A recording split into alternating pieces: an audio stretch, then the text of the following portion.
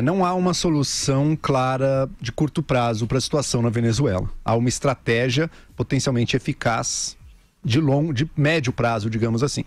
A gente vai ter um momento crucial agora, nesse fim de semana, talvez aí nos dias de carnaval, que é a volta do Guaidó para a Venezuela. Ele prometeu que vai voltar, vai entrar ali de volta ao país. O que acontece com ele ali, né? Como está o apoio popular dele? Ao que tudo indica, embora ele tenha sido politicamente muito hábil em se declarar o presidente interino e em conquistar o apoio de diversos países, entre esses países, Estados Unidos e, claro, nós, o Brasil, o Guaidó não conseguiu trazer para si um apoio maciço da população venezuelana, pessoas dispostas a bancá-lo nas ruas mesmo, a travar o funcionamento do regime de Maduro e para levar o Guaidó de fato ao poder. Guaidó é um presidente que não controla, presidente reconhecido como tal por países como o Brasil, mas que não controla o Estado venezuelano.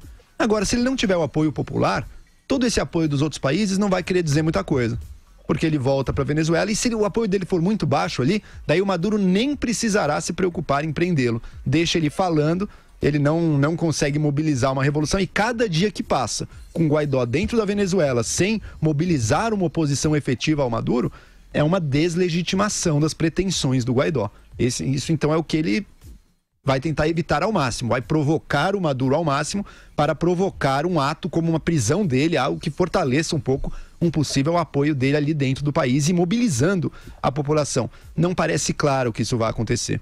O Brasil está com uma política externa, como a gente tem comentado aqui, por um lado moderada e muito responsável, afastou as vozes que queriam e sonhavam com uma guerra que seria inevitavelmente capitaneada pelos Estados Unidos, colocando, portanto, o poder bélico norte-americano assim, no poder de uma região importante aqui da América do Sul, transformaria a Venezuela num quintal dos Estados Unidos, sem falar em todo o potencial de efeitos inesperados e de caos na região. Lembrando que os Estados Unidos invadem muitos países. Raramente a invasão tem um resultado desejável, que é democracia e normalidade.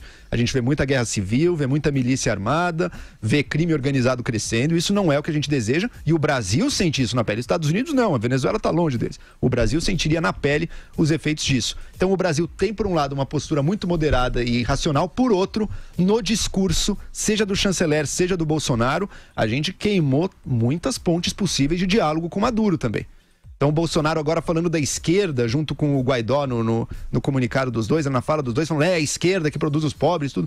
Isso até ideologizou a questão de uma maneira desnecessária, até com o Guaidó ali do lado, que o Guaidó é um político de centro-esquerda, digamos assim, social-democrata, membro da Internacional Socialista. Então ali me pareceu que, no ponto de vista do discurso, o governo brasileiro aí exagerou um pouco a mão e não está claro um papel de intermediário de uma negociação. Eu só fiquei na dúvida de uma frase que você falou, queimou pontes com o Maduro, eu não entendi. Exato, porque, primeiro... O governo brasileiro, o Bolsonaro... Pontos possíveis de diálogo, de negociação. Você precisa diálogo com o Maduro. Você precisa tentar, óbvio, criar um caminho de saída para um país desse. Mas o Brasil sequer reconhece ele como presidente da Venezuela nesse momento. Mas vai ter que, exato, mas vai ter que negociar. Assim como todo o grupo de Lima e metade do mundo. Mas, inclusive, o Trump está querendo... Alguém vai ter que negociar com o Maduro. Ele goste-se ou não dele. Ele controla o Estado venezuelano. Você vai usar da força bélica para tirá-lo dali? Não. Acho que a única coisa, Joel, o que você pode fazer ser dialogada com o Maduro seria a data, o horário que ele ia sair do país. Mas essa é a negociação possível. Essa é a negociação, é o caminho de saída do Maduro. O objetivo está claro.